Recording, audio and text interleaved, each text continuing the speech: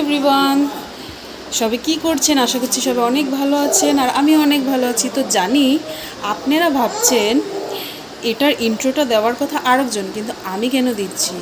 কেন কি ভুনু জানে না ওর জন্য একটা সারপ্রাইজ এনেছে। তো ভাবলাম আমি ইন্ট্রোটা দিই বোনের আইডিতে না। তো দেখো ভুনুর জন্য কি এনেছি।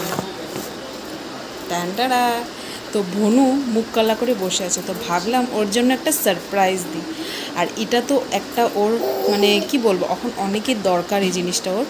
তো ভাবলাম যে ওকে এটা গিফটটা দেওয়া যাক। তো চলো ওকে দিই। ভনু, এই ভনু, কি হলো? মুখ কালা করে কেন বসে আছিস? বার্থডের দিন ভালো ভালো তো খাবার খেলাম, জানি তুই বহুত সারপ্রাইজ দিলি, বহুত টেস্টি টেস্টি খাবার খাওয়ালি, কিন্তু এবার একটা গিফট পাইনি। কি আবার গিফট লাগে? এত বড় হয়ে গিয়েছিস। যতই বড় হই সবার তো ইচ্ছা করে না বার্থডের দিন একটু ভালো ভালো সারপ্রাইজ গিফটস পাই।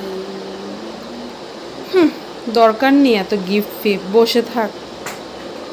ঠিক আছে, কি করব, তার জন্য তো আমি এখানে বসে আছি। তো একটা কথা বলি, একবার একটু চোখটা বন্ধ করতো। কেন?